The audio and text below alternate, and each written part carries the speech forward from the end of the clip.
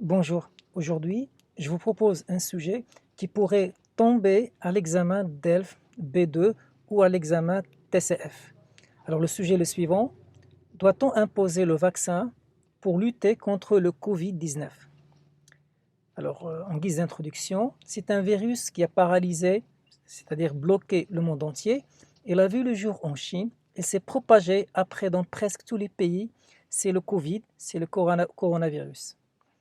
Cette épidémie a causé plusieurs morts à travers le monde et la population attend avec impatience un vaccin qui vient à bout de ce virus, c'est-à-dire qui permet de lutter contre ce virus.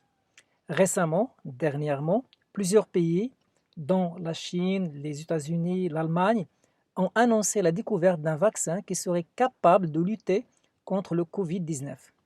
Mais qui dit vaccin dit sujet polémique, c'est-à-dire il y a des accords, c'est un sujet polémique.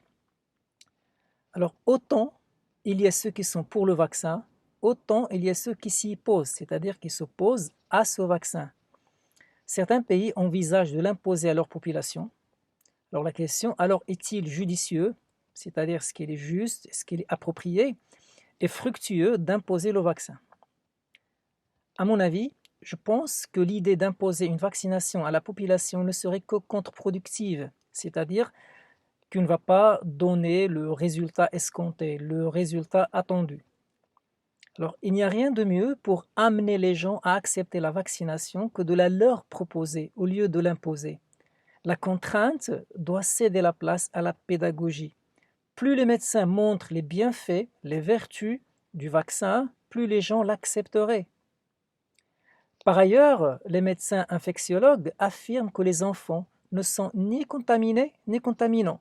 Ils sont jugés moins à risque car leur système immunitaire, à cet âge-là, est plus efficace contre ce virus. Ceci dit, certaines personnes pensent qu'il vaut mieux renforcer son système immunitaire que de se faire vacciner. Dans cette perspective, c'est-à-dire dans ce sens, le vaccin nécessite des années avant qu'il ne soit validé. Ainsi, la réticence, c'est-à-dire l'hésitation des personnes anti-vaccins, est légitime. En outre, c'est-à-dire en plus, si on impose la vaccination, qui garantira qu'il n'aura pas des effets secondaires graves? Dans ce cas, les gens pourront intenter un procès contre le gouvernement, c'est-à-dire le ministre de la Santé, en l'occurrence, dans notre exemple, qui l'a imposé. Tant que le vaccin n'a pas été validé par plusieurs comités scientifiques, il serait insensé de vouloir l'imposer. En définitive, en guise de conclusion, je pense qu'il vaut mieux proposer que d'imposer la vaccination. L'histoire montre que les vaccins ne sont pas toujours efficaces. Le SARS, le SIDA, etc.